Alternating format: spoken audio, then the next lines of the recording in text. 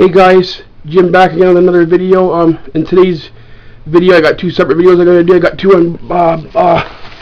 unboxings that we're going to do, like unbox the Blu-rays I got. So I actually cut the tops of them off already, so technically it ain't really an unbubbling or unboxing, whatever.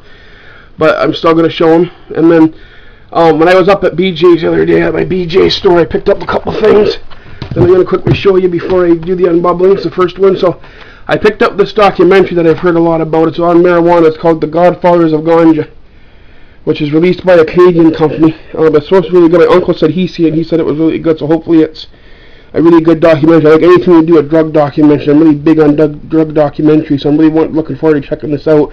Anything about marijuana, I'm on board.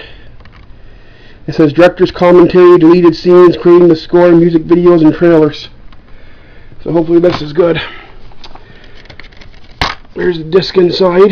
It's coming in those Eco box cases, which I'm not a big fan of, but this was a former rental.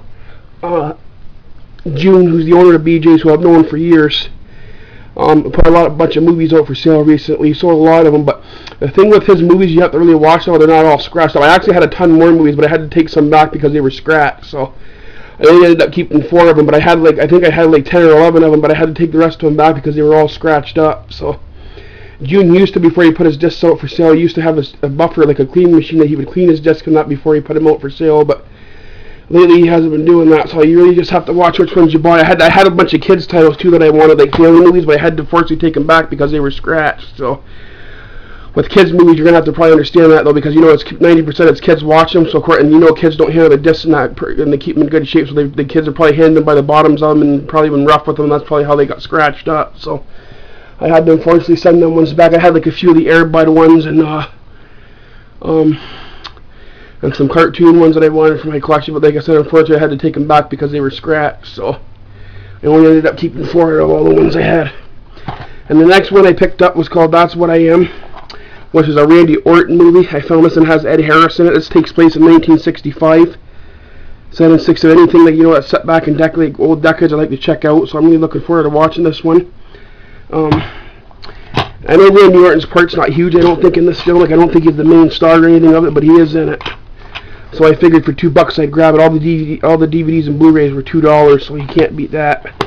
$2. I said it'd probably cost you more in line by the time he bought it and shipped it and everything, so I figured I just might as well buy it at BJ's for $2.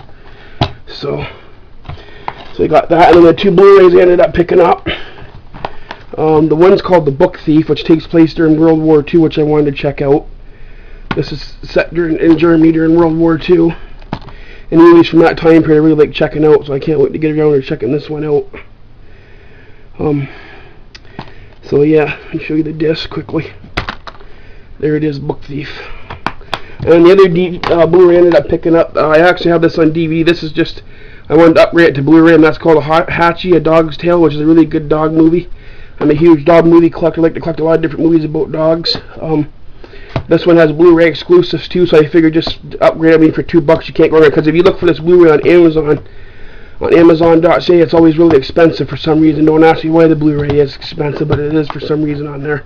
And I ended up finding it at BJ's for $2. So, and I don't have to worry about checking the bottoms of Blu-rays because they don't get scratched very easy. So I didn't have to worry about them having scratches on it like DVDs. So yeah, that's what I ended up picking up at BJ's. So anyway, let's go on to the first unbubbling that I got here.